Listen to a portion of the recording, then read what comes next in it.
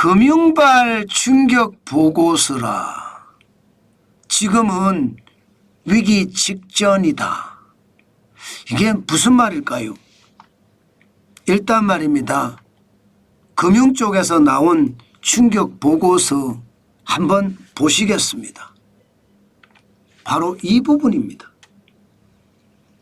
미국 국채예요. 10년물 국채금리에 대한 이야기를 하고 있습니다.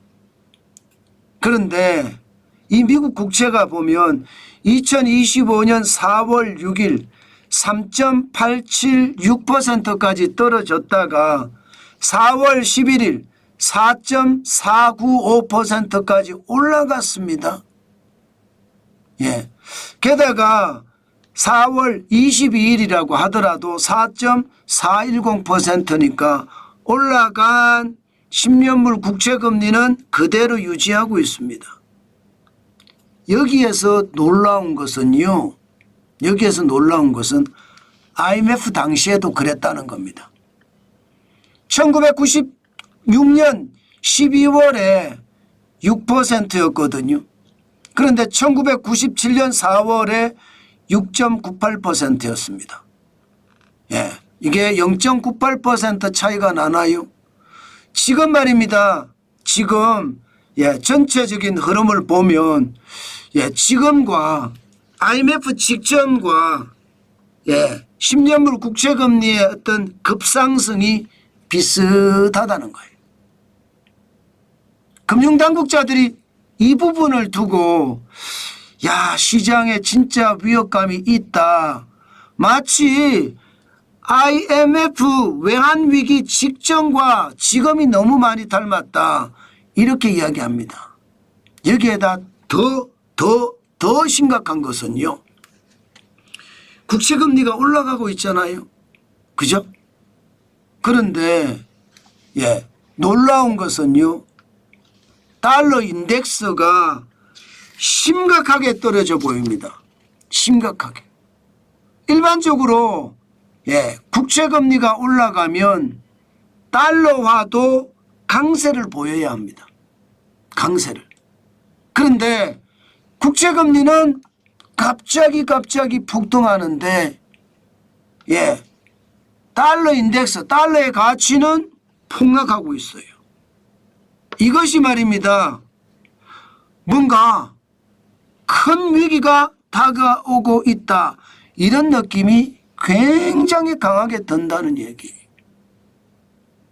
이것은 어쩌면 시장의 불안감이 굉장히 커지지 않겠느냐 하는 내용까지도 이야기가 됩니다. 실제로 말입니다. 1997년 4월부터 6.98까지 올라갔잖아요.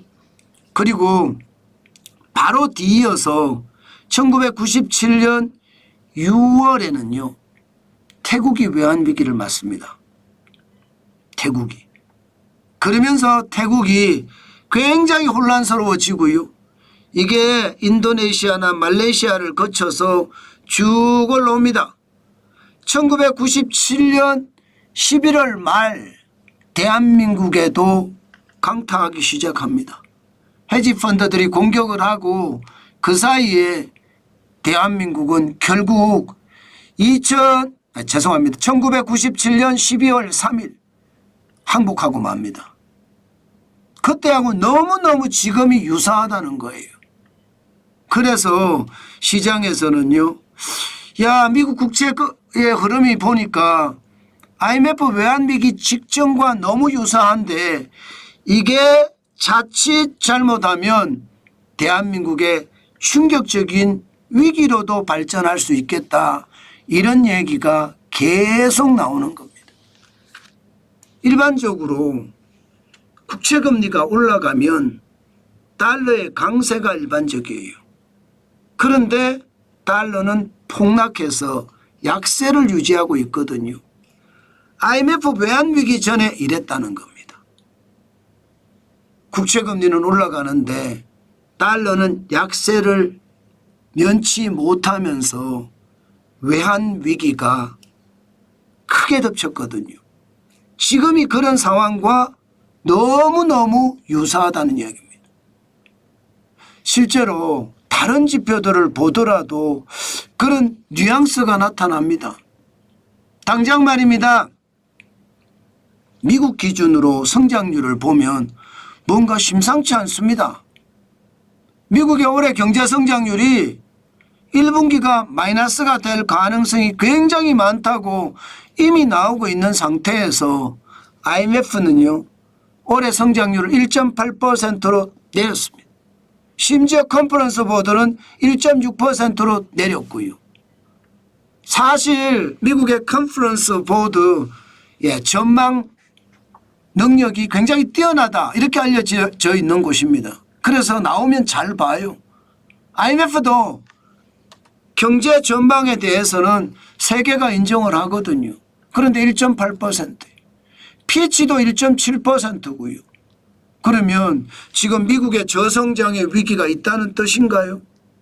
1분기가 마이너스가 돼서 2분기에 회복을 못한다? 기업의 실적이 더 떨어진다? 그러면요, 더 참혹한 저성장이 올 수도 있다. 이렇게 예상을 하는 거고요. 상대적으로 물가는 계속 올라갑니다. 물가는.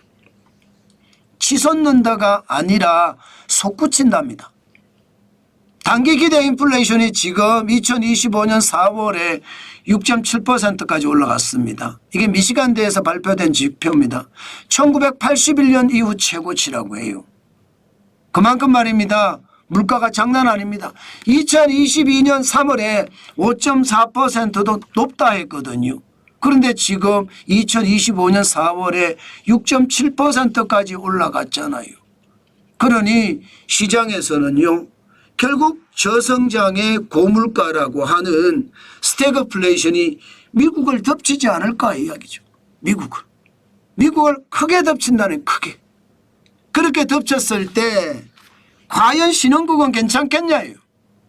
과연 신흥국은.